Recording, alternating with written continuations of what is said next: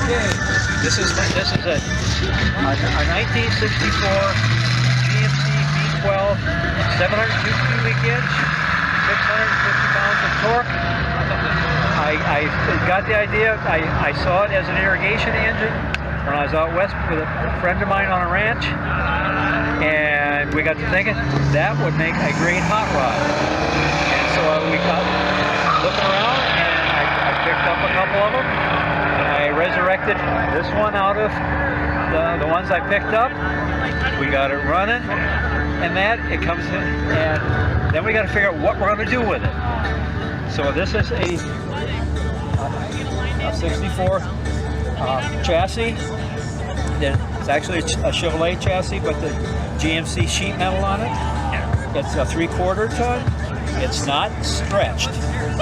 I beefed the frame up with 1/2-inch box metal, put the engine in, and then figured out where I'm going to put the cab, radiator, etc. The cab is back 2 feet. That fits the radiator in there. And that's the 4th set of headers I made for it.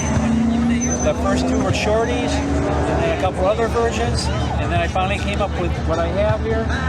The collector is 6-on-1 on each side. I had to hand make them because nobody made headers for such things. The box, that is a regular short box.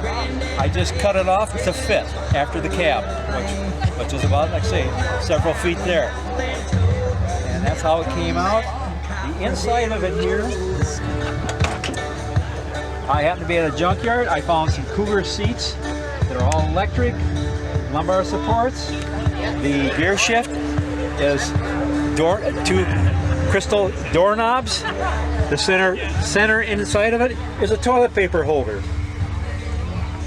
The gauges and stuff are just all the gauges. I do monitor like 2 engines and that, but I got transmission temperature and everything else with it. The box cover, I made that to fit the box. I've got a 45-gallon tank in it now. So that gets me past a couple gas stations. Can you explain the Em Pappy on the back? The Em Pappy, that is my uncle's World War II nose art. He flew that. He was a co-pilot. The pilot, I went out to his house about 10 years ago, spent a week with him, and he told me all about World War II war, how they got shot down, the 1.5 years in a concentration camp, getting liberated by General Patton himself. And so I dedicated the tailgate to that because the B-24 had such huge engines in it. I figured that kind of matched the huge engines I got underneath the hood. All right, well, thanks, Bob. I appreciate your time. Have a great time. Yeah, this truck is owned by Bob and Elaine, and can't say enough about it. They bring it out here to Lipsick every once in a while. It's a beautiful truck. It draws a lot of people.